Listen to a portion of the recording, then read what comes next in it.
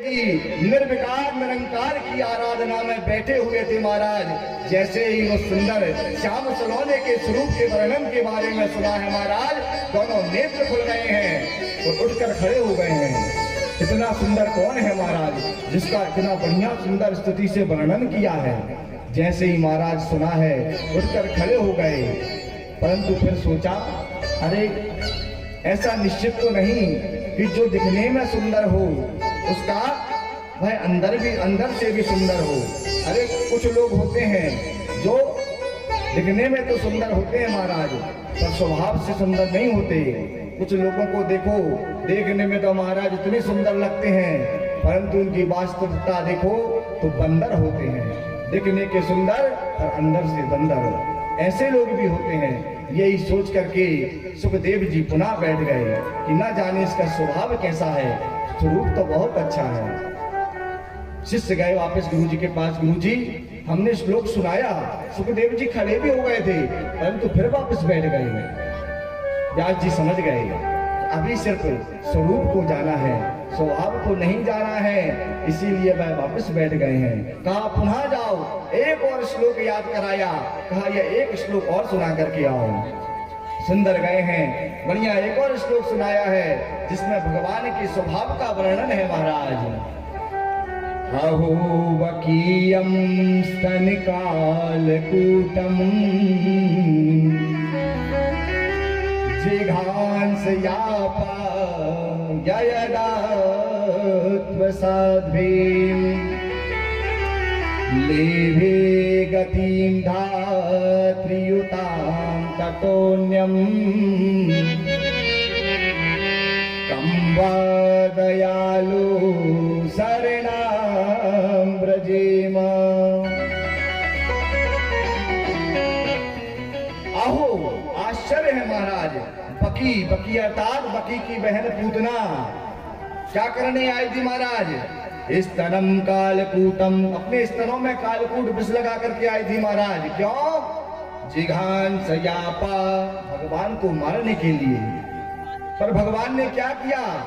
लेभे गतिं धात्युताम ततोन्यम, भगवान ने उसे भी वह परम गति दे दी जो गति अपनी माता यशोदा, अपनी माता देवकी को देना था। क्योंकि भगवान किस गुण पर रीत जाए महाराज ये कोई कुछ नहीं कह सकता। अरे उसने अपने माता के जैसे स्तनपान कराया, इसी से भगवान प्रसन्न हो गए और उसे ऐसी गति प्रदान कर दी कि जिसे अपनी माताओं को प्रदान करनी थी महाराज।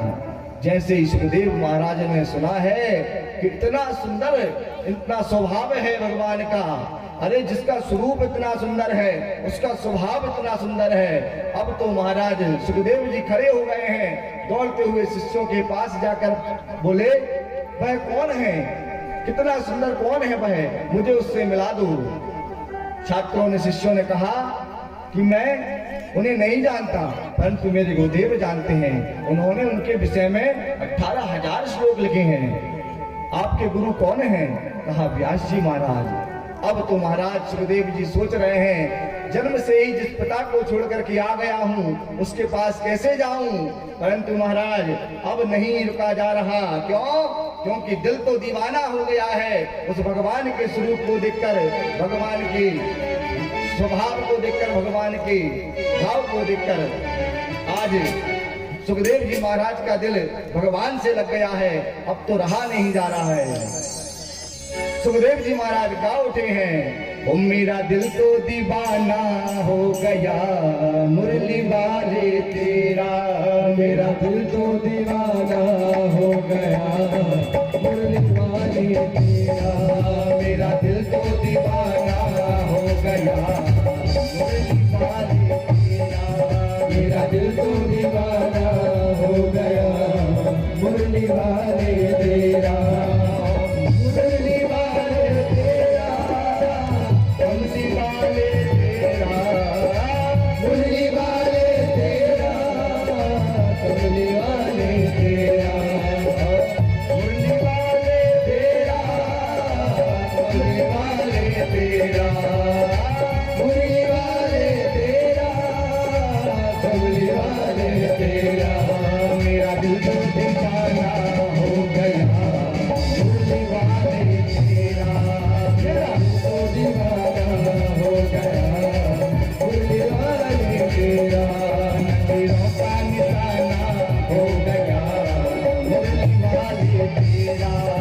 नजरों का निशाना हो गया मुरली वाले तेरा, मुरली वाले तेरा, मुरली वाले तेरा, कमली वाले तेरा, कमली वाले तेरा, मेरा दिल को दीवाना हो गया मुरली वाले तेरा, दीवाना हो गया मुरली वाले तेरा।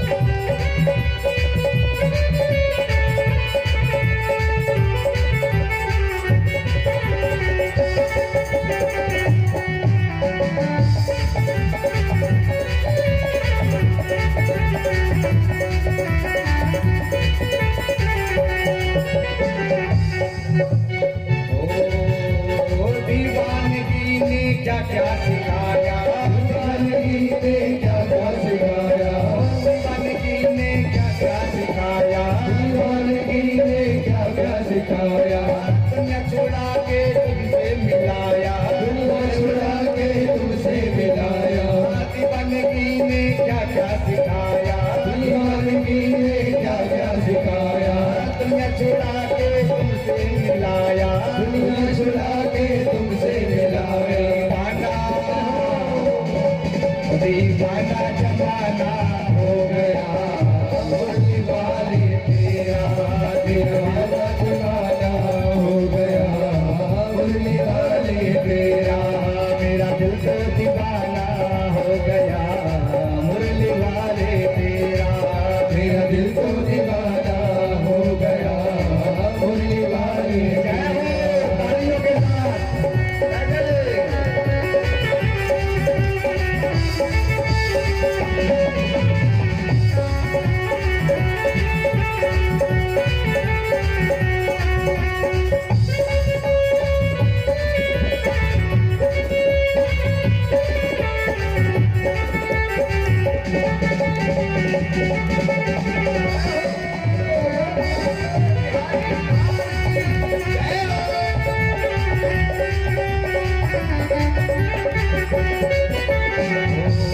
नजर से नजर मिल गई है, तुमसे नजर से नजर मिल गई है, नजर से नजर मिल गई है, नजर से नजर मिल गई है, चमन की गली गिर गई है, चमन की गली खिल गई है, नजर से नजर मिल गई है, तुमसे नजर से नजर मिल गई है, उजड़े चमन की गली गिर गई है, चमन की गली खिल गई है।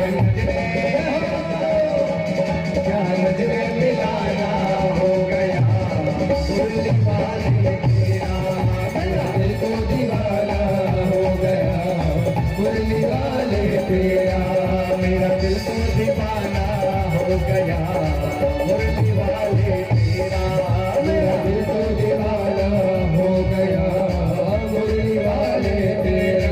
जय हो।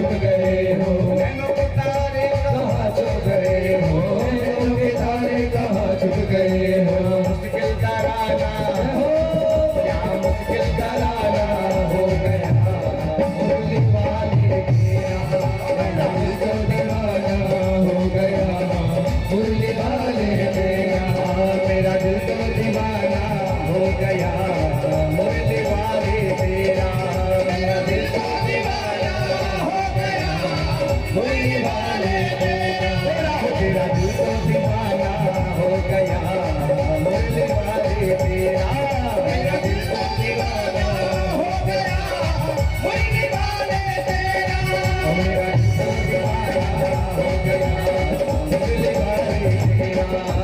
दीवाना हो गया मुरली वाले तेरा, मेरा दिल तो दीवाना हो गया मुरली वाले तेरा,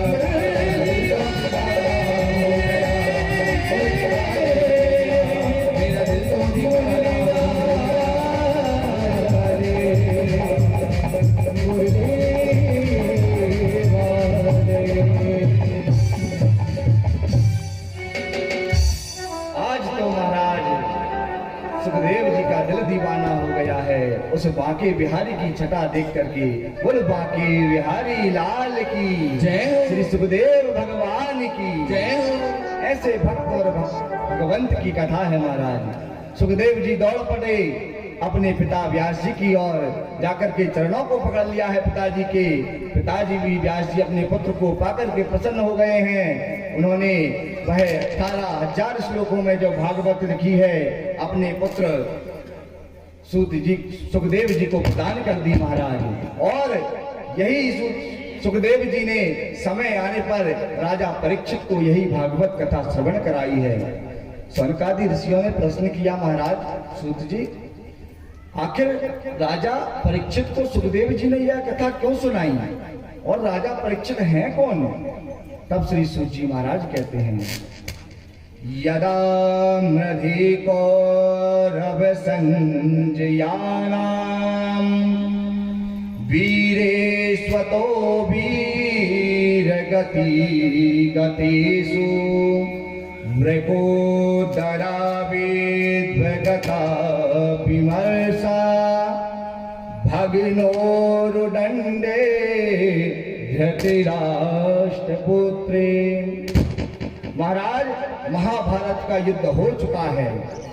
धृतराष्ट्र का पुत्र बीच रणभूमि में पड़ा हुआ है महाराज। भीम की गदा के प्रभार से इसकी जंगा टूट गई है, परंतु इसकी मृत्यु नहीं हो रही है महाराज दुर्योधन की। क्यों? क्योंकि ऋषि का श्राप है कि जब इसे सुख और दुख एक साथ मिलेंगे तब इसकी मृत्यु होगी। तो मृत्यु के लिए तड़प रहा है, रणभूमि में पड़ा पड़ा महाराज। इसका मित्र है अश्वत्थामा, इसके पास आया, कहा मित्र तुम इतने चिंतित क्यों हो, इस पीड़ा में इतना क्यों रो रहे हो? कहा मित्र हम उस कौरव 100 भाई थे, परंतु हम में से एक भी नहीं बचा है, और पांडव कुल 5 थे, परंतु उनमें से एक भी नहीं मरा है। मुझे सिर्फ इसी बात का दुख है, बाकी मुझे और कोई दुख नहीं है। अश्वत्थामा ने कहा मित्र तुम्हारे पास सब कुछ था, परंतु तुमने उसका सही उपयोग नहीं किया। अरे तुम मुझे एक बार सेनापति बनाते, मैं तुम्हें जिता के बताता। कुछ होते हैं महाराज ऐसे लोग, काम हो जाता है उसके बाद आते हैं, बाहर आते हैं, हमें बताते हम करते। अरे हमसे कहना था हम ऐसा करते। पर महाराज दुर्योधन भी बहुत चालाक है महाराज। तुरंत अपने पैर का रक्त उठा करके अश्वत्थामा को तिलक कर दिया है और कहा है मैं अभी मरा नहीं हूँ, जाओ तुम्हें अपना सेनापति नियुक्त करता हूँ और जाकर के पांडवों का अंत कर दो। देखो मानव दुष्ट की दुष्टता, मरने के लिए पड़ा है पर फिर भी अपनी दुष्टता नहीं छोड़ी है महाराज। अश्वत्थामा को भेजा है। अब महाराज अश्वत्थामा गया है रात्रि के समय में 5 पांडवों की हत्या के विचार से, परंतु पर 2 हाथ मारो का सके जग को बिगाड़, नारायण रखबारो है जाकी भुजा हजार। अरे जिसका रक्षक भगवान हो, 1000 हाथों वाला हो, उसका 2 हाथ वाला क्या बिगाड़ सकता है महाराज। भगवान ने आज 5 पांडवों से कहा चलो हम विजयश्री का जश्न मनाते हैं महाराज। 5 पांडवों को लेकर चले गए हैं और द्रौपदी ने उन्हीं 5 पांडवों से उत्पन्न 5 पुत्र हैं, उन्हें आज अपने अपने पिता की सैया पर सुला दिया है। अश्वत्थामा रात में आया महाराज और उनकी हत्या के विचार से महाराज भगवान कहते हैं कि जिसे मैं बचाना चाहूं उसे कोई नहीं मार सकता। भगवान गए थे दुर्योधन के पास कि दुर्योधन तुम उन पांडवों को अपना राज दे दो। अरे उन्हें आधा राज दे दो। आधा राज नहीं दे सकते तो कोई बात नहीं, उन्हें सिर्फ केवल 5 राज दे दो। शांति दूत बनकर भगवान गए थे समझाने, परंतु वह नहीं समझा। भगवान ने खूब कहा राजा मानहु बचन हमारो, भीष्म कर्ण द्रोण दुर्योधन, सब मिल मतो विचारो। केवल 5 राज दे दीजिए पांडव को, बाकी सब राज तुम्हारो। केवल 5 गांव दे दो उन्हें। परंतु दुर्योधन क्या कहता है, सूत के न देव्रेण दैस्यामी न च केशवा। अरे बिना युद्ध के तो मैं एक सुई की नोक के बराबर जमीन भी नहीं दूंगा। भूमि न देहूं सुई की नोक, रण संग्राम विचारो। और क्षत्रिय कुल की यही रीत है, कोई जीते कोई हारो। कहा क्षत्रिय कुल की यह रीत है, मैं बिना युद्ध के तुम्हें एक सुई की नोक के बराबर भूमि नहीं दूंगा। भगवान ने बहुत समझाया। महाभारत नाय बलो दुर्योधन, मन में सोच विचारो। और कटी कटी शीर गिरे धरनी पर, आधो चले दुधारो। महाराज सिर कट करके इस धरती पर गिरेंगे, खून की नदियाएं बह जाएंगी। यह महाभारत ठीक नहीं है। पर दुर्योधन तो महाराज नहीं माना, भगवान से ही कहता है। इतनी सुन बोला दुर्योधन, कौन करो उपचारो। तो राजनीति को मरम न जाने, तू गाय चराने वालो। अरे तू गाय चराने वाला, तू राजनीति क्या जाने। और जैसे ही महाराज भगवान का अपमान किया है, भगवान ने कहा ठीक है दुर्योधन, अब समय बताएगा कौन गाय चराने वाला है और कौन राजनीतिज्ञ है। आज महाराज वह दुर्योधन रणभूमि में पड़ा कराह रहा है और भगवान पांडवों को लेकर के गए हैं विजयश्री का उत्सव मनाने। परंतु महाराज अश्वत्थामा एक दुष्ट की संगति पाकर के दुष्ट हो गया है। रात्रि में चला गया और जाकर के महाराज उस पांडवों के 5 पुत्र जो पांडवों के समान ही दिखते थे, उन्हें देखकर उन्हें पांडव समझ करके महाराज उनके शीश को काट करके ले आया है। और बड़े प्रसन्न होकर दुर्योधन के पास पहुंचा और कहा मित्र देखो, आज तक जो किसी ने नहीं किया वह मैं करके आया हूँ। अरे एक पांडव क्या, 5 पांडव के शीश में काट करके ले आया हूँ। जैसे ही महाराज दुर्योधन ने सुना, खुश हो गया है। अरे इतना बड़ा काम कर दिया तुमने, बहुत खुशी हुई। मेरा सबसे बड़ा शत्रु भीम था, भीम का शीश मुझे दे दो। और महाराज जैसे ही भीम के पुत्र का शीश दिया है, दुर्योधन ने क्रोध में आकर उस शीश को दबाया, वह शीश चकनाचूर हो गया। दुर्योधन समझ गया यह भीम का शीश नहीं, उसके पुत्र का शीश है। महाराज फूट फूट करके रोने लगा है। कहा अरे पापी दोस्त, तूने हमारे वंश में जल देने वालों को भी नहीं छोड़ा। अरे ना हमारे परिवार में कोई बचा था, ना पांडवों में कोई बचा था। यही 5 थे पुत्र जो हमें तिलांजलि देते, आज तुमने इन्हें भी मार दिया। अब हमें कोई माफ नहीं करेगा। और इस प्रकार दुख और सुख एक साथ प्राप्त हुए हैं महाराज। दुर्योधन का अंत हो गया, तड़पते हुए मर गया। अब प्रातः काल हुआ है। जैसे ही द्रौपदी ने कक्ष में जाकर अपने 5 पुत्रों के कटे हुए शीश देखे हैं महाराज, चित्कार कर उठी है, रोने लगी है द्रौपदी। माता शिशूना माता शिशूना निरनाम सुतानाम निसम्य होरा परितप्यमानम् करारुरस्वा कलाकुलाक्षी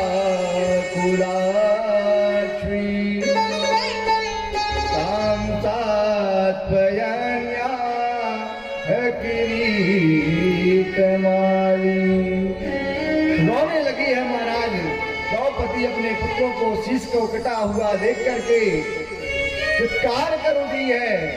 अर्जुन आए हैं महाराज। जैसे ही देखा है अपने धनुष को उठा लिया है और प्रतिज्ञा कर ली कि हे देवकी, जिस दुष्ट ने तेरे पुत्रों को मारा है उसे तेरे चरणों में ला करके दंडित करूंगा, उसकी हत्या करूंगा। भगवान को लेकर के गए हैं महाराज अश्वत्थामा के पीछे। अश्वत्थामा भागता है और भागते भागते हुए ब्रह्मशिर नाम का अस्त्र चला देता है महाराज। इधर से अर्जुन भी अस्त्र चलाता है। व्यास जी महाराज आकर के दोनों अस्त्रों को शांत कराते हैं। अर्जुन जाकर के अश्वत्थामा को पकड़ लेता है, बंदी बना लेता है। भगवान कहते हैं अर्जुन इस दुष्ट को मार दो, पर अर्जुन कहता नहीं प्रभु, मैंने प्रतिज्ञा की है, मैं द्रौपदी के पास ले जाकर इसे मारूंगा। भगवान ने कहा ठीक है, तुम्हें जैसा अच्छा लगे। बांध कर पशुओं के समान घसीटते हुए अश्वत्थामा को लेकर के जा रहे हैं और द्रौपदी के चरणों में ला करके डाल दिया है। द्रौपदी ने जैसे ही देखा, अरे ये तो अश्वत्थामा है। कहा मुचिता मुचिता मीस ब्राह्मणो नितरामृ। मुचिता मुचिता, छोड़ दो छोड़ दो छोड़ दो। अरे इसे छोड़ दो। अर्जुन ने कहा छोड़ दो, अरे ये तुम्हारे पुत्रों का पापी है, इसने तुम्हारे पुत्र की हत्या की है। द्रौपदी कहती है हे प्रभु, इसने मेरे 5 पुत्रों को तो मार दिया, परंतु 5 पति तो मेरे पास हैं। पर उस गुरु के बारे में तो सोचो, जिस माता का पति रण संग्राम में चला गया, अब उनकी आंखों का तारा तो केवल एक यही है महाराज। यदि इसको भी मार दिया तो क्या होगा? क्या मेरे पुत्र मुझे वापस मिल जाएंगे? यह है महाराज भारत की नारी। बड़ा सुंदर चरित्र है महाराज द्रौपदी का। महाराज धर्मराज युधिष्ठिर ने भी कहा कि द्रौपदी ठीक कह रही है, यह ब्राह्मण है, इसे नहीं मारना चाहिए। भीम ने कहा अर्जुन, यदि तुमने नहीं मारा तो उस दुष्ट को मैं मार दूंगा। अब कुछ कह रहे हैं मार दो, कुछ कह रहे हैं मत मारो। अर्जुन संशय में पड़ गए हैं महाराज। भगवान के पास गए और भगवान से पूछा आप ही बताओ कि मैं क्या करूं। और भगवान कहते हैं कि जब ऐसी स्थिति आ जाए महाराज, तब शास्त्रों का सहारा लेना चाहिए। तो कहा शास्त्र क्या कहते हैं? तो शास्त्र कहते हैं ब्रह्मबंधुर्न हन्तव्यम् आतताई बदाहरणा। अरे ब्रह्मबंधु ब्राह्मण कैसा भी हो, उसे कभी मारना नहीं चाहिए। वह चाहे पतित हो, उसकी हत्या नहीं करना चाहिए। और आतताई कोई भी हो, उसे कभी छोड़ना नहीं चाहिए महाराज। अर्जुन ने कहा वाह कन्हैया, रहे टेढ़ी टांग वाले ही। अरे टेढ़ी टांग है और फिर टेढ़ी मेढ़ी बात कर दी। अरे यही तो प्रश्न था कि मैं क्या करूं, और तुमने भी वही प्रश्न रख दिया। अरे कह रहे हो कि ब्राह्मण है उसे मारो मत, और ये ब्राह्मण है परंतु ये दुष्ट भी है। वो कह रहे हो दुष्ट है तो उसे छोड़ो भी मत, अब मैं क्या करूं। परंतु महाराज अर्जुन भी कोई कम शिष्य नहीं है, गीता का दिव्य ज्ञान प्राप्त कर रखा है, भगवान का निर्देश समझ गए, जान गए कि ब्राह्मण की हत्या ही सिर्फ ब्राह्मण को मारना नहीं है। यदि ब्राह्मण का अपमान आपने कर दिया महाराज, वह भी हत्या के ही समान है। सारी शिखा सूत्र अश्वत्थामा के काट दिए हैं और धक्के मार करके शिविर से बाहर फेंक दिया है अश्वत्थामा को। अश्वत्थामा इस अपमान को नहीं सहन कर पाया महाराज, प्रतिज्ञा कर ली बदला लूंगा। और महाराज जान गया कि पांडवों का सिर्फ एक ही अंशधर और बचा है, वह उत्तरा के गर्भ में अभिमन्यु का पुत्र। ब्रह्मास्त्र छोड़ दिया है उत्तरा के गर्भ की ओर, उस गर्भ को नष्ट करने के लिए उत्तरा के पास जब वह ब्रह्मास्त्र पहुंचा है, उसके ताप से उसका गर्भ जलने लगा है। दौड़ी है भगवान के चरणों में, जानती है कि जब द्रौपदी पे कष्ट आया था तो कोई काम नहीं आया, भगवान ही काम आए थे। अरे पांडवों की रक्षा के लिए भी कौन आया, भगवान ने ही तो रक्षा की है महाराज। भगवान के चरणों में दौड़ती हुई पहुंची है उत्तरा और प्रार्थना करी है, पाहि पाहि महायोगिन देव देव जगत्पते, नान्यं तद्भयं पश्ये यत् मृत्यु परस्परम् अवेद्रवति मामीसा सरस्तप्ता यशो विभो कामं दहतु मां नाथ वामी गर्भो निपात्यताम्। बड़े सुंदर श्लोक है महाराज भागवत जी के, यह दोनों श्लोक हैं। गर्भ रक्षा के लिए तो अचूक उपाय है महाराज, राम बाण है। आज के समय में जब स्त्रियां अपनी गर्भ की रक्षा के लिए इतनी चिंतित रहती हैं, हजारों प्रकार की चिंताएं उन्हें रहती हैं महाराज।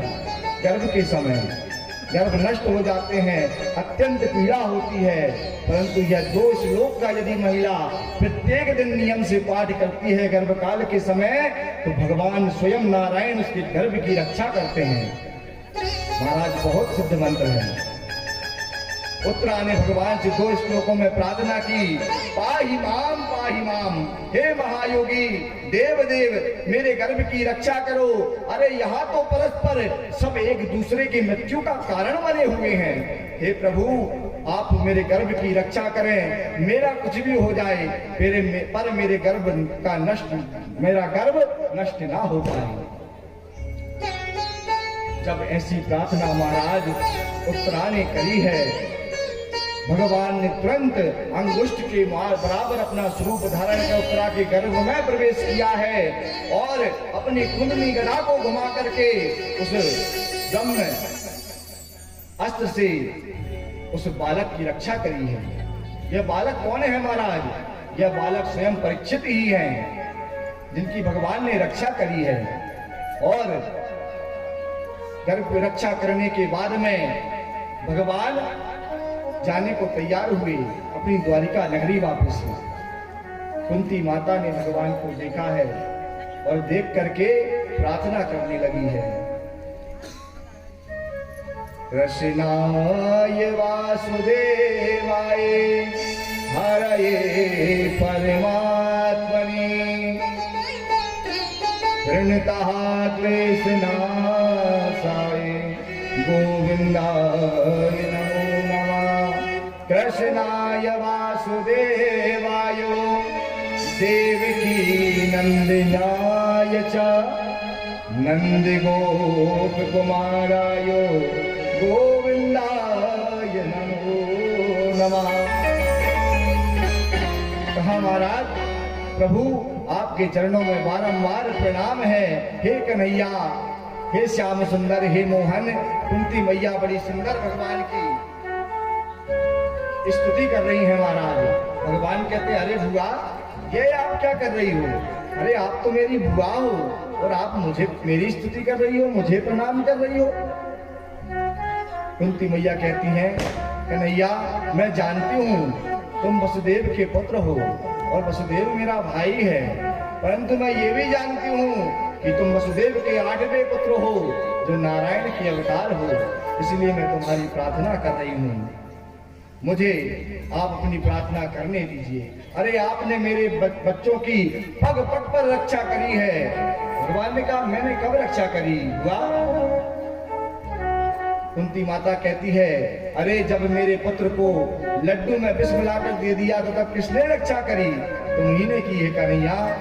अरे जब लाक्षा ग्रह में मेरे पुत्रों को जला दिया तब कौन ने बचाया? तुम ही ने तो बचाया था। अरे वनवास में कितने कष्ट दिए हमने, हमें इस दुष्ट ने, तो किसने बचाया था? तुम ही ने तो बचाया था। और महाभारत जैसा महासंग्राम हुआ महाराज। एक तरफ धुरंधर योद्धा थे और एक तरफ मेरी 5 बालक, पर तुमने उस महासंग्राम को भी ऐसे पार करा दिया महाराज। हे प्रभु, जैसे छोटा सा बालक किसी गाय के खुर को पार कर जाता है। गरल सुधार पुकर ही मिटाई, पद सिंधु अनल सितुलाई। ऐसे महाभारत को आपने पार करा दिया है प्रभु। और अब आप इतने बड़े दुख के सागर को पार कराकर जब हमारे पास थोड़ा सा सुख आ गया, आप हमें छोड़ करके जा रहे हो। भगवान, मेरी एक प्रार्थना है, आप मुझे एक वरदान दे दो। कहा मांगो, क्या चाहिए आपको? कहा मुझे आप विपत्ति दे दो। अरे प्रभु, यदि आप विपत्ति से मिलते हो, आप विपत्ति में साथ देते हो, तो आप मुझे विपत्ति दे दो, मुझे ये सुख नहीं चाहिए। कहा बुआ कैसी बात करते हो? अरे दुनिया तो धन दौलत मान सम्मान खुशी मांगती है और आप विपत्ति मांग रही हो। कहा प्रभु, जिसमें आप मिले मुझे तो वही चाहिए। सुख के माथे सिल पड़े जो नाम हृदय से जाए, बलिहारी वा दुख की जो पल पल नाम रटाए। कुंती मैया तो कहती हैं कि मुझे तो वही दुख प्यारा है जो भगवान को याद करा दे, भगवान से जो मिला दे। दुख में सुमिरन सब करे, सुख में करे न कोई, और जो सुख में सुमिरन करे तो दुख काहे को होई। अरे सुख में अगर कोई सुमिरन कर ले तो दुख महाराज क्यों हो? कुंती मैया भगवान की सुंदर स्तुति कर रही हैं, कह रही हैं कि मुझे आप तो दुख दे दीजिए भगवान, लेकिन जो भगवान के पास है नहीं वो भगवान कैसे देते हैं? अरे दुख भगवान देते ही नहीं है। भगवान तो आनंद की राशि हैं, आनंद देने वाले हैं। भगवान ने कहा देखो मैया, देखो बुआ जी, इतना सब तो हम नहीं दे सकते जो आप मांग रही हो, लेकिन आप इतना कह रही हो तो हम कुछ दिन और रुक जाते हैं आपके साथ। आपको साथ चाहिए तो भगवान और रुक जाते हैं। और युधिष्ठिर जी महाराज को विषाद हो जाता है, उन्हें लेकर के जाते हैं पितामह भीष्म के पास। पितामह भीष्म बाणों की सैया पे लेटे हुए हैं महाराज। रक्त की एक एक बूंद निकल चुकी है, परंतु इच्छा मृत्यु का वरदान है। उस बाण की सैया पे पड़े हुए हैं। क्यों? सूर्य के उत्तरायण होने के इंतजार में, कि सूर्य उत्तरायण हो जाए तो मैं इस देह को त्याग करके भगवान के धाम चला जाऊं। आज भगवान सभी को लेकर के पहुंचे हैं, और जब पहुंचे महाराज तो अर्जुन ने प्रणाम किया। भीष्म पितामह ने कहा आओ अर्जुन आओ, सब आए हो। वह छलिया कन्हैया नहीं आया, कृष्ण नहीं आया। अरे तुमसे उसका नाता क्या है? कभी तुम सखा बना लेते हो, कभी उसे सारथी बना लेते हो, कभी दूत बना लेते हो, कभी साला बना लेते हो, और कभी तो तुम उसे गुरु बना लेते हो। आखिर तुम्हारा और उसका नाता क्या है? अर्जुन कहता है मेरे और प्रभु के अनेक नाते हैं। बोले श्री कृष्ण चंद्र भगवान की जय। श्री कृष्ण गोविंद हरे मुरारी, नाथ नारायण वासुदेवा। श्री कृष्ण गोविंद हरे मुरारी, हे नाथ नारायण वासुदेवा। श्री कृष्ण गोविंद हरे मुरारी, हे नाथ नारायण वासुदेवा। हे नाथ नारायण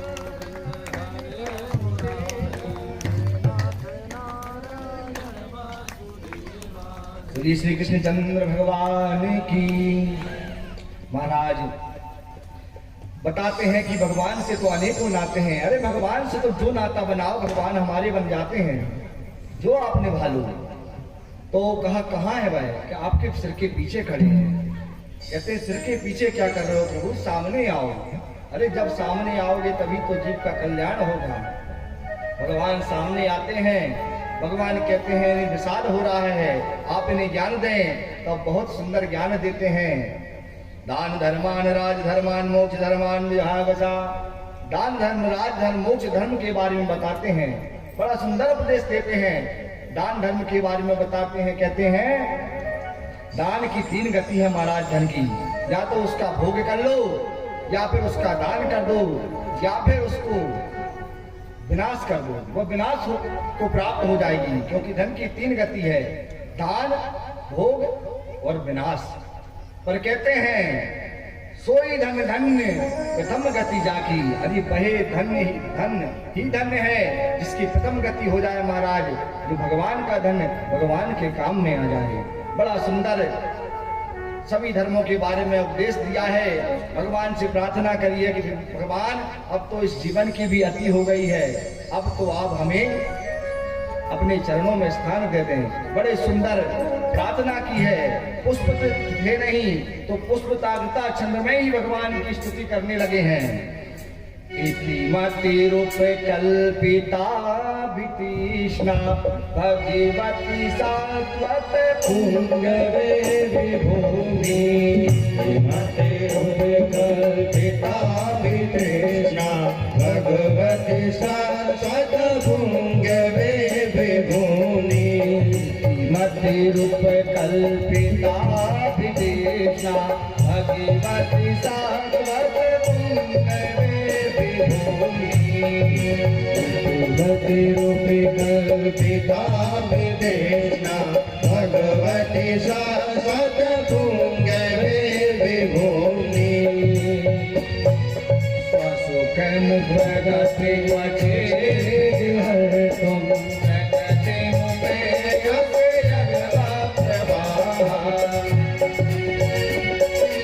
इतिमति रूप कल्पिता विदेशना भगवती शाश्वत पुंगवे विभूमि।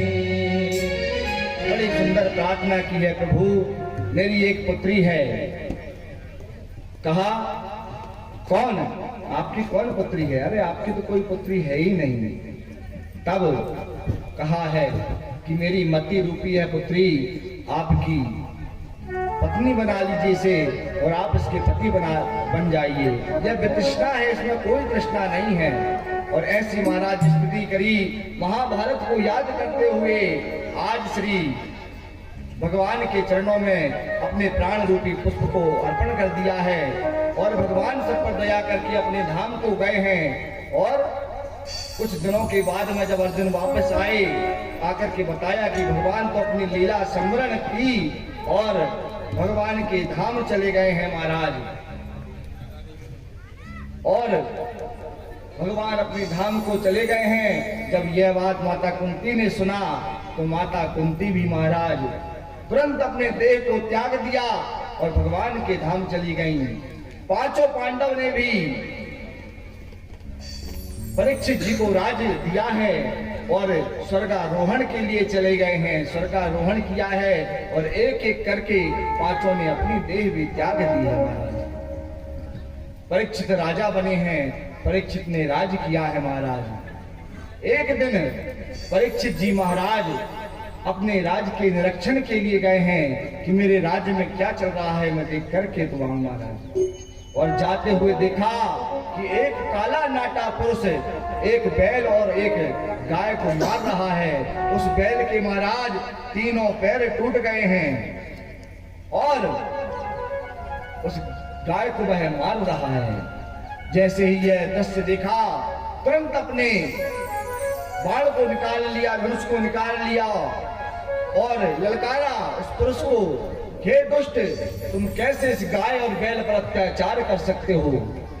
महाराज वह भाग गया वहां से वह गाय और बैल आपस में बात करने लगे कि जब से भगवान इस धराधाम को छोड़कर गए हैं, देखो हमारी क्या दशा हो गई है।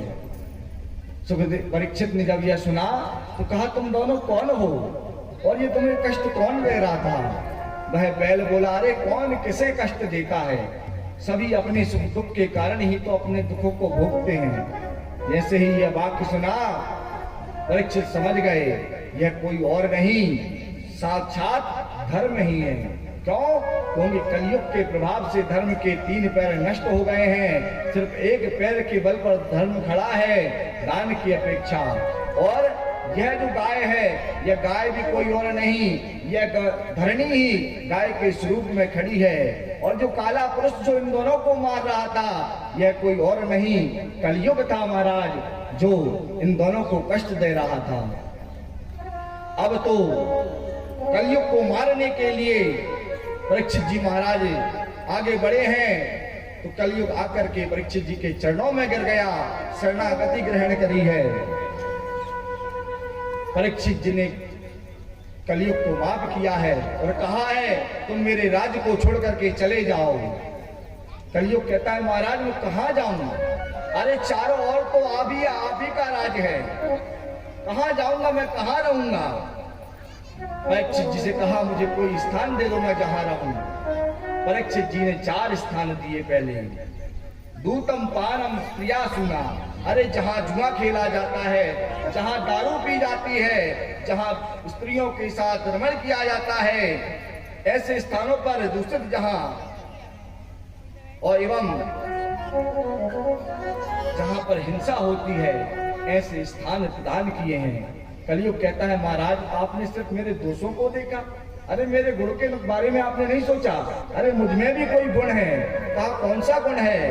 कहा है, यत् फलम नास्ति तपसा योगेन समाधिना तद फलम लभते सम्यक् कलौ के सब कीर्तनात्। अरे कलयुग में केवल सिर्फ मेरे नाम के संकीर्तन से ही, कलयुग में जब मेरा युग रहेगा उस समय भगवान के सिर्फ नाम के संकीर्तन से ही वह सब फल प्राप्त हो जाएंगे जो योग समाधि ध्यान से प्राप्त होते थे। महाराज का, अच्छा इतना अच्छे गुण है तुम में? बोले हाँ महाराज, कृपा करके कोई एक अच्छा सा स्थान दे दो जहां मैं रह जाऊं। जब महाराज ऐसी याचना करी है तो राजा परीक्षित ने स्वर्ण में और स्थान दे दिया। जब महाराज स्वर्ण में स्थान मिल गया, अब तो जो जहां जहां स्वर्ण है उसमें कलयुग का वास है। फिर तो प्रत्येक मनुष्य के गले कान नाक सब में स्वर्ण बैठा। इसका मतलब नहीं महाराज, इसी भागवत पुराण में भगवान ने 11वें स्कंद में कहते हैं, अपने विभूति का वर्णन करते हुए कि धातु नाम कांचनम हम। अरे धातुओं में कांचन तो कंचन सोना तो मैं हूं। इधर कह रहा है कलयुग मैं हूं, उधर भगवान कह रहे हैं मैं हूं। कौन है महाराज? तो कहा दोनों हैं। अरे एक नंबर की कमाई से कमाया हुआ यदि धन का सोना है महाराज, तो उसमें भगवान का वास है। यदि 2 नंबर से लेकर के आए हो उसमें पक्का कलयुग बैठा है। इसीलिए जब भी कभी कोई वस्तु लाओ महाराज, उसे पहले भगवान को अर्पण करो, तब उसे ग्रहण करो। क्यों? क्योंकि भगवान ने सृष्टि में जितनी भी चीज बनाई है उन सब में गुण और दोष किए हैं। जड़ चेतन गुण दोष में जगत कीन करतार। सभी में गुण और दोष हैं, ऐसा कोई नहीं है जिसमें गुण दोष ना हो। इसीलिए हम जब भोजन बनाते हैं, भोजन बना करके ठाकुर जी को भोग लगाते हैं, और जब भोग लगाते हैं तो उस भोजन में दोष है वह खत्म हो जाता है, वह प्रसाद बन जाता है। उस प्रसाद को हम बड़े भाव से पाते हैं महाराज। तो ऐसे ही जीवन में जिस वस्तु का हम उपयोग करें उसे पहले अपने ठाकुर को अर्पण करें, अपने भगवान को प्रदान करें। भगवान को प्रदान करने से उसका दोष खत्म हो जाएगा, तो उसे आनंद से खूब पहने वाला है। यही कहा है कि सोने में यदि शुद्ध रूप से कमाया है तो भगवान का वास है, और यदि अशुद्ध रूप से कमाया है तो कलयुग का वास है। कलयुग को वरदान देकर के राजा परीक्षित तो चले गए। एक दिन महाराज वन में आखेट खेलने जा रहे थे, मुकुट देखा तो पुरानी एक अलमारी से एक मुकुट निकाल लिया सोने का, यह मुकुट भीमसेन लेकर के आए थे जरासंध को मार करके। जरासंध का यह मुकुट था महाराज। जैसे ही परीक्षित ने इसे पहना है, यह दुष्ट का मुकुट था, तो कलयुग आकर के आज परीक्षित जी के मुकुट पर विराजमान हो गया है। और जैसे ही कलयुग बैठा, अब तो जो परीक्षित ब्राह्मणों का, संतों का निरंतर सम्मान करते थे, झुक झुक कर जिन्हें प्रणाम करते थे, आज उन्हीं का अपमान करने लगे हैं। जंगल में गए हैं, दिग्भ्रमित हो गए हैं, दिशा से विहीन हो गए हैं। एक मुनि के आश्रम में पहुंचे हैं, समीप मुनि के, और जल मांगा है, पर वह तो तपस्या कर रहे थे। तपस्या कर रहे थे तो सोचा यह तो नाटक कर रहे हैं, ये जानबूझकर मुझे जल नहीं देना चाहते। एक मरा हुआ सर्प उठाकर उनके गले में टांग दिया। अरे वह परीक्षित जो निरंतर भगवान का ध्यान करता था, वह आज भगवान के स्वरूप को देख करके आज राजा परीक्षित आज संतों का अपमान कर रहा है। यह दृश्य एक शिष्य ने देख लिया, सम्यक ऋषि के, जाकर के सम्यक ऋषि के पुत्र को बता दिया, श्रृंगी ऋषि को। और श्रृंगी ऋषि ने महाराज जैसे ही सुना है कि राजा परीक्षित ने मेरे पिता के गले में एक मरे हुए सर्प को डाल दिया है, महाराज तुरंत बाप के वज्र छोड़ दिया है। इति लंघित मर्यादाम तक्ष का सप्त में हनि। हे दुष्ट, तुमने अपनी सीमा का, अपनी मर्यादा का लंघन किया है राजा, तुमने मेरे पिता का अपमान किया है। मैं तुम्हें श्राप देता हूं कि आज से 7वें दिन तुम्हें तक्षक नाग डस लेगा। महाराज बड़ी सुंदर सुखदेव जी महाराज और परीक्षित की झांकी हमारे सामने उपस्थित हो रही है। बोलो सुखदेव भगवान की जय हो, परीक्षित जी महाराज की जय हो, बाके बिहारी लाल की जय हो। दिव्य झांकी हमारे सामने आई है, सभी सुंदर झांकी का दर्शन करें, बैठ करके कथा श्रवण करें। जैसे ही श्राप मिल दिया है, वह पुत्र दौड़ते हुए अपने पिता के पास आया, तो पिता के गले से उस सांप को फेंक दिया है और रोने लगा है। जैसे ही समीप ऋषि की ध्यान अवस्था से उठे हैं, पूछा क्या हुआ, सारी घटना बताई पुत्र ने। घटना को सुनकर के समीप ऋषि तो बेचैन हो गए हैं, पुत्र ये तुमने क्या कर डाला। अरे परीक्षित जैसा राजा अब इस धराधाम पर उत्पन्न नहीं होगा पुत्र। इतना प्रतापी राजा है परीक्षित। अपने एक गौर नाम के शिष्य को भेजा कि जाओ परीक्षित को जाकर के सचेत कर दो कि आज से 7वें दिन तुम्हारी मृत्यु हो जाएगी तक्षक के काटने से। यहाँ परीक्षित जैसे ही महल में आए हैं और मुकुट को उतारा है, समझ गए महाराज कि मैंने बहुत बड़ा अपराध कर दिया है, बहुत बड़ी गलती मुझसे हो गई है, मैंने आज संत का अपमान कर दिया है। और जाकर के उस शिष्य ने सारी घटना बताई कि आपको ऋषि बालक ने श्राप दे दिया है, आज से 7वें दिन आपकी मृत्यु हो जाएगी। जैसे ही परीक्षित ने महाराज ये सुना है, परीक्षित का पुत्र है जन्मेजय, जन्मेजय को राज दे दिया है और राज दे करके वह तो गंगा के तट पर चले गए हैं और जाकर के बैठ गए हैं। सभी ऋषि मुनियों को पता लगा कि राजा परीक्षित को श्राप लगा है महाराज। सभी जाकर के एकत्रित हो गए हैं, इकट्ठे हो रहे हैं। राजा परीक्षित ने सभी से प्रश्न किया है, हे ऋषियों आप बताइए कि मनुष्य को कल्याण के लिए क्या करना चाहिए। अरे म्रियमान मनुष्य को क्या करना चाहिए, जिसकी अति शीघ्र मृत्यु होने वाली हो, ऐसे मनुष्य को क्या करना चाहिए महाराज। ऐसे ऋषियों से प्रश्न किए हैं। और जब ऐसे प्रश्न किए तब तो महाराज उसी समय श्री सुखदेव जी महाराज का आगमन हुआ है। बोले सुखदेव भगवान की जय। भगवद भगवान व्यास पुत्रो यत्र भगवद भगवान व्यास पुत्रो यत्र भगवद भगवान व्यास पुत्रो यत्र भगवद भगवान व्यास पुत्रो यत्र जया नाम मानो प्रिय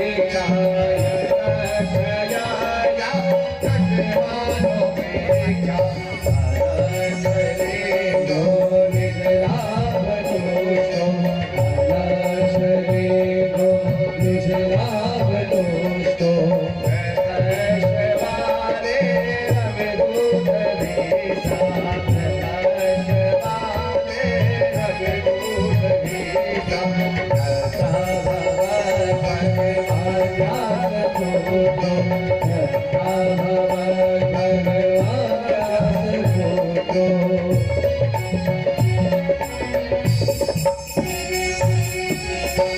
श्री सुखदेव जी महाराज का आगमन हुआ है।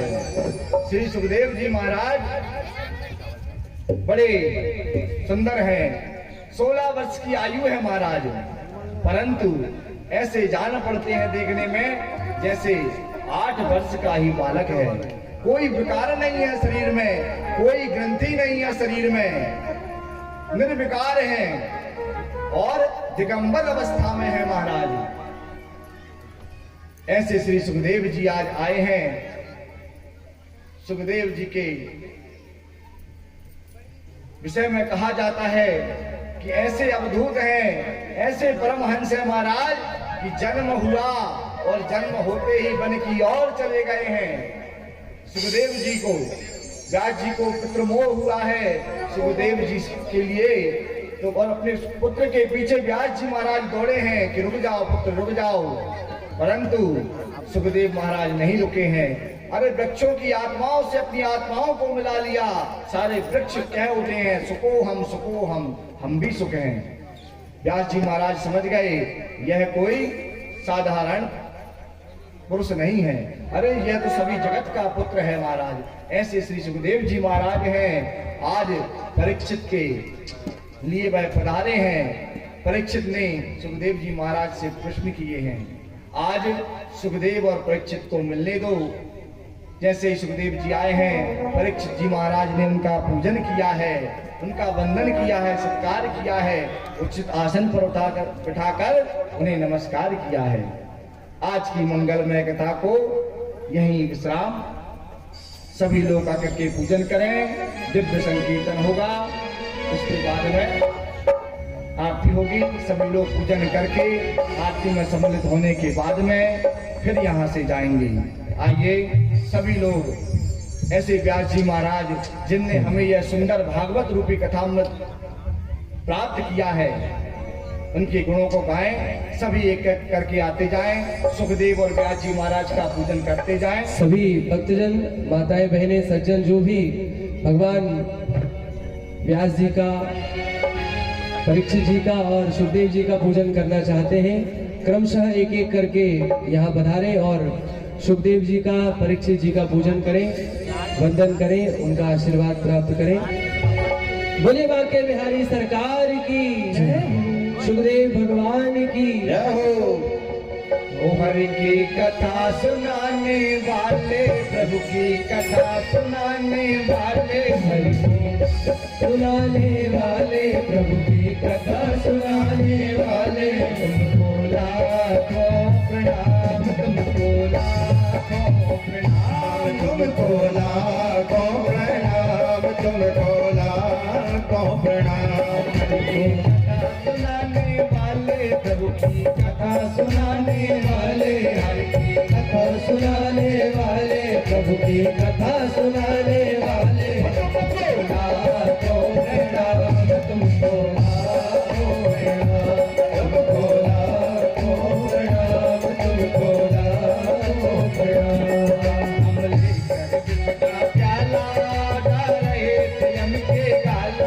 हम लेकर विष का प्याला, जा रहे थे हम के गाला, हम लेकर विष का प्याला, जा रहे थे हम के गाला, हम लेकर विष का प्याला, जा रहे थे हम के गाला।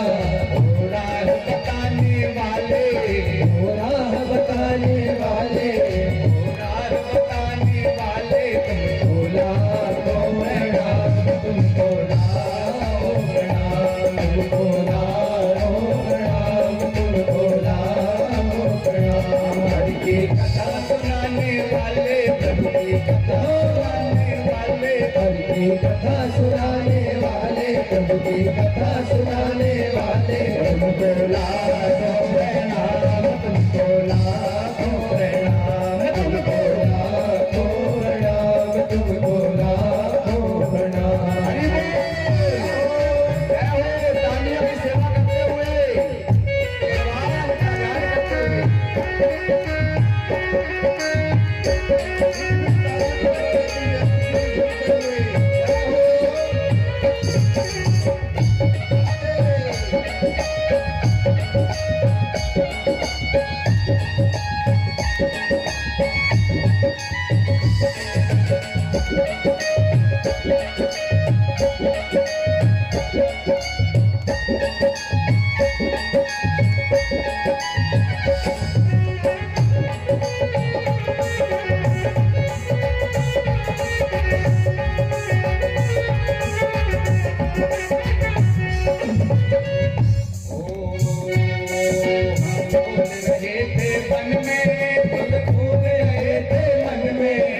भूल गए थे मन में, बल खो बैठे थे तन में। हम भूल रहे थे मन में, खुद भूल गए थे मन में। हम भूल गए थे मन में, बल खो बैठे थे तन में। हो राह बताने वाले, हो राह बताने वाले, हो राह बताने वाले, तुमको लाखों प्रणाम, तुमको लाखों प्रणाम, तुमको लाखों प्रणाम, तुमको लाखों प्रणाम। हर की कथा सुनाने वाले, प्रभु की कथा सुनाने वाले, तुमको लाखों प्रणाम, तुमको लाखों प्रणाम, तुमको लाखों प्रणाम, तुमको लाखों प्रणाम। जय हो।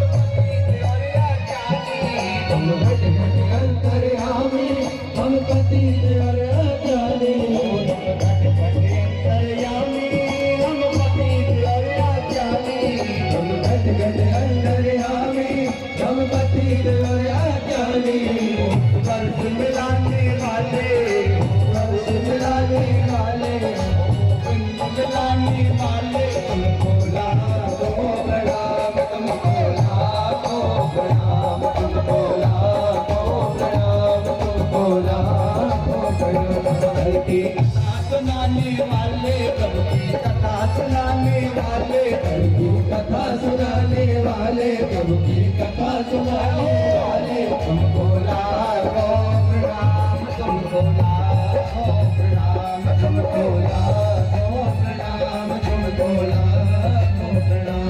हरि की कथा सुनाने वाले, प्रभु की कथा सुनाने वाले, हरि की कथा सुनाने वाले, प्रभु की कथा सुनाने वाले, हरि की कथा सुनाने वाले, प्रभु की कथा सुनाने वाले, हरि की कथा सुनाने वाले, प्रभु की कथा सुनाने वाले। तुमको लाखों प्रणाम, तुमको लाखों प्रणाम, तुमको लाखों प्रणाम, तुमको लाखों प्रणाम, तुमको लाखों प्रणाम, तुमको लाखों प्रणाम, तुमको लाखों प्रणाम। राधे कृष्णा कृष्णा कृष्णा राधे कृष्णा राधे राधे, राधे कृष्णा कृष्णा राधे कृष्णा राधे राधे, राधे कृष्णा कृष्णा कृष्णा राधे कृष्णा राधे राधे, राधे कृष्णा राधे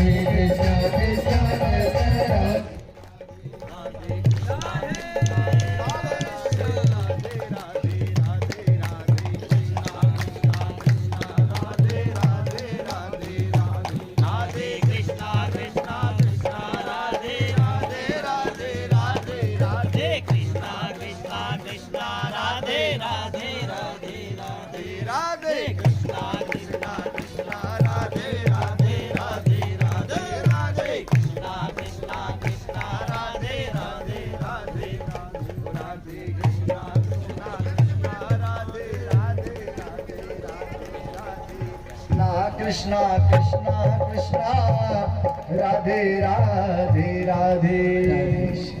बोले राधा रमण लाल की जय हो, देव भगवान की जय हो, परीक्षित जी महाराज की जय हो, वृंदावन बिहारी लाल की, व्यास जी महाराज की जय हो, सुखदेव भगवान की जय हो, भागवत महापुराण की जय हो। जय जय श्री राधे श्याम। आज की मंगलमय कथा को यहीं विश्राम। कल पुनः हम सभी अजामिल चरित्र की कथा को श्रवण करेंगे। आज सभी सुखदेव और परीक्षित का पूजन करें भगवान नाम के संकीर्तन के साथ। उसके बाद भगवान की मंगलमय आरती होगी। आरती के बाद प्रसाद लेने के बाद ही सभी जाएंगे और कल सभी ठीक समय से 1 बजे आकर के उपस्थित हो जाएंगे भगवान की मंगलमय कथा को सुनने के लिए। कल बड़े सुंदर सुंदर प्रसंग हैं, सभी प्रेम से आकर के भगवान की कथा को श्रवण करें। बोलो राधा रमण लाल की जय, वासुदेव भगवान की जय, श्री सुखदेव भगवान की जय, व्यास जी महाराज की जय। जय जय श्री राधे श्याम।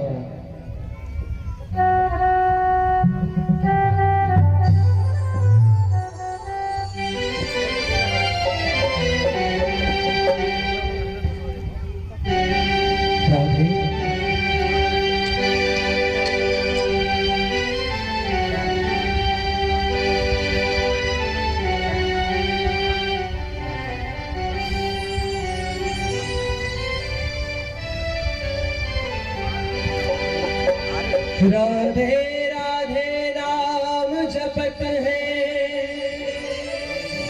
जो नर आठोया।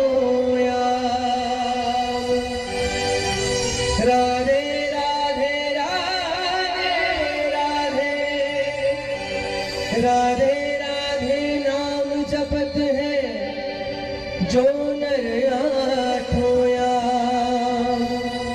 तिनकी बाधा करते हैं मेरो मुरली वालो श्याम। श्याम जैसा लगीना नहीं सारे जग की बजरिया में। श्याम जैसा लगीना नहीं सारे बजरिया में। नीलमणि जड़ाऊंगी अपने मन की मुदरिया में। श्याम जैसा लगीना नहीं, श्याम जैसा लगीना नहीं सारे जग की बजरिया में। श्याम जैसा लगीना नहीं सारे जग की बजरिया में। श्याम जैसा लगीना नहीं सारे जग की बजरिया में। श्याम जैसा लगीना नहीं सारे जग की बजरिया में। श्याम जैसा लगीना नहीं सारे जग की बजरिया में। श्याम जैसा लगीना नहीं सारे जग की बजरिया में। श्याम जैसा श्याम जैसा श्याम जैसा लगीना नहीं सारे जग की बजरिया में।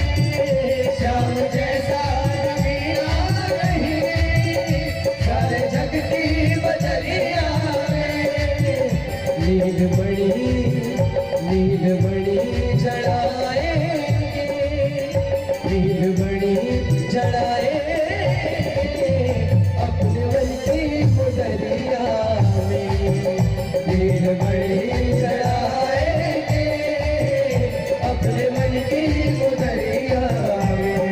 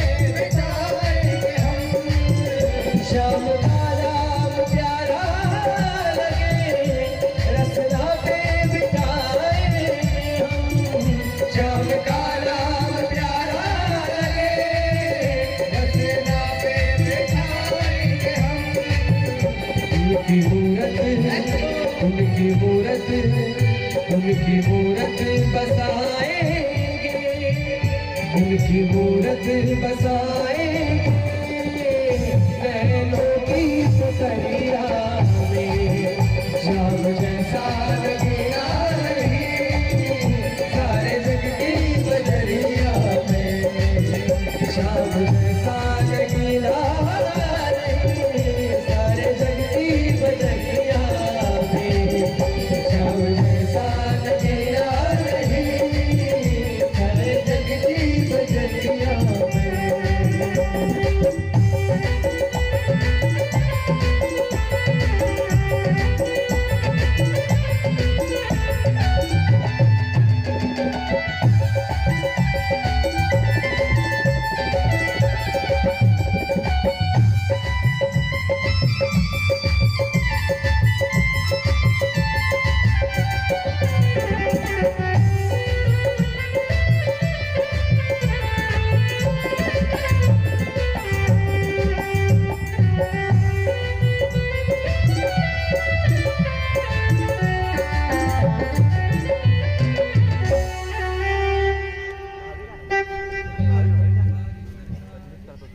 भोलेवा के बिहारी सरकार की जय। सभी माताएं बहनें अपने स्थान पर खड़े होकर के दिव्य आरती का आनंद लाभ प्राप्त कर अपने जीवन को कृतार्थमय बनावे। सभी लोग अपने स्थान पर खड़े हो जाएंगे। जय श्री राधे।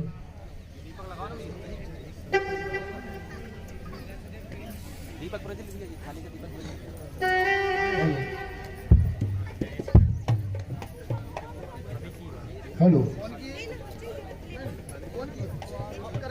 ओम चंद्रमा मनसो जातर्जगछोः सूर्यो अजायत श्रोत्रात्मायुच्य प्राणित्यमोघ अग्निरजायतो ज्वालाकलारक्तद्रोमशेषा त्रिशूलं पादुनो भीति भद्रकाली नमोस्तुते। श्री भागवत महापुराण की जय। सुखदेव जी महाराज की जय।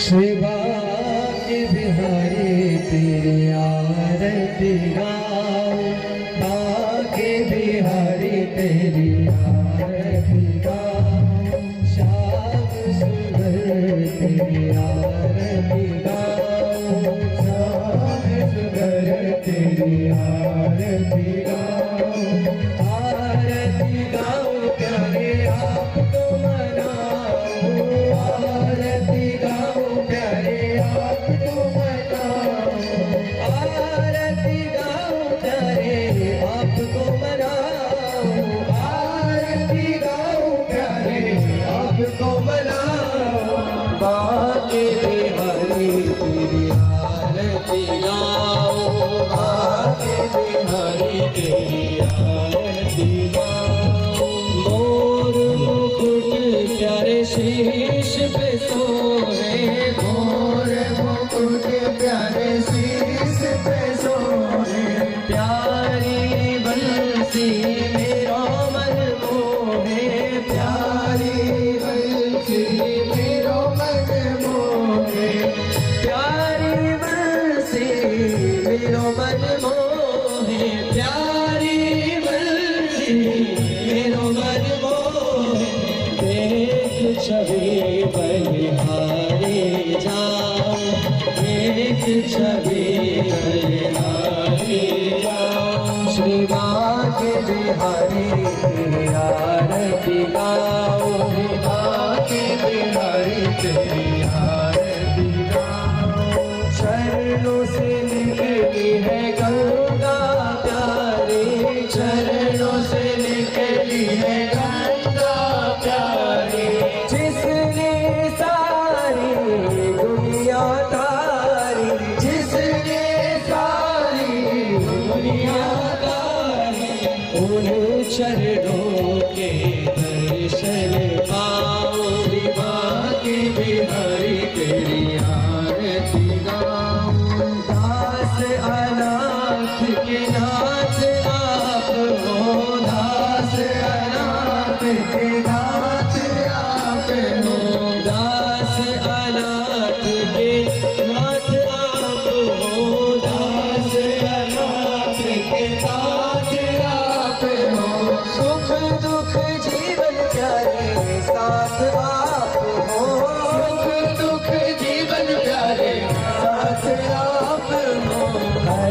चरणों में शीश नवाओ श्री बाके बिहारी तेरी आरती गाओ श्री हरिदास के प्यारे तुम हो श्री हरिदास के प्यारे तुम हो श्री हरिदास के प्यारे तुम हो श्री हरिदास के प्यारे तुम हो हे मोहन जीवन धन हो हे मोहन जीवन धन देख युगल छवि भले भले जाओ श्री बाके बिहारी तेरी आरती गाओ आरती गाओ प्यारे आपको मनाओ आरती गाओ प्यारे आपको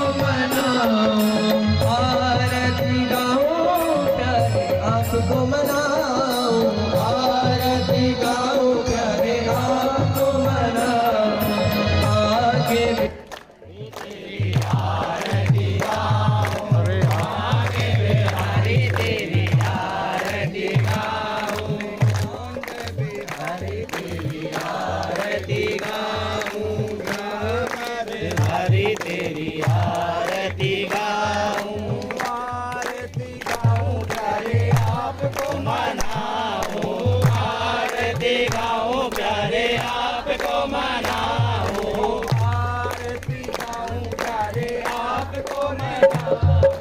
आ